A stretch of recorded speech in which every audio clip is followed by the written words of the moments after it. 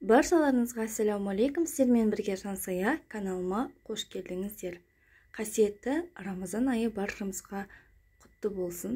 Ұстаған оразаларыңыз қабыл болсын.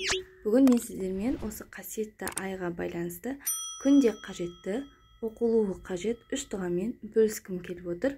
Менімен бірге болыңыздар. Бірінші дұға: Я Алла, ақиқатында сен кешушісің, кешуді жақсы көресің, мені де кеш.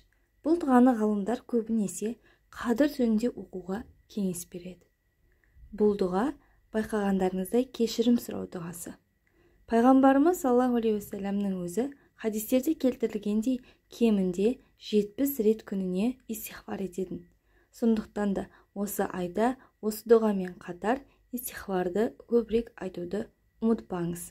Истихфардың ең жеңілі астағфирулла.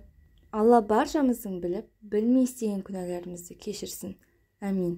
Екінші дұға: Раббымыз, бізге бұл дүниеде жақсылық бер, және ақыретте жақсылық бер, әрі бізді тозақ отынан сақта.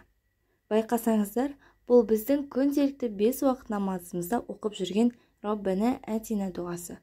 Бұны да қазақшасын күнделікті айтып, егер арабшасын білсеңіз, арабшасын да айтып жүріңіздер. Үшінші дұға: Я Алла, сені зікір етуге, саған шүкір етуге, және саған көркем құлшылық етуге өзің маған жәрдем берші.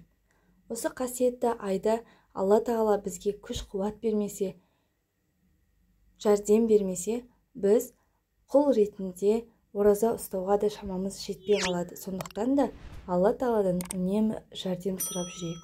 Сіздермен бірге болған Жансая каналыма тіркелмеген болсаңыз, тіркеліп жанындағы қоңыраушаны басуды ұмытып кетпеңіздер. Және де ұстаған оразаларыңыз қабыл болсын. Барша мұсылмандар үшін, еліміз үшін дұға етіп жүріңіздер. Ассаламу алейкум.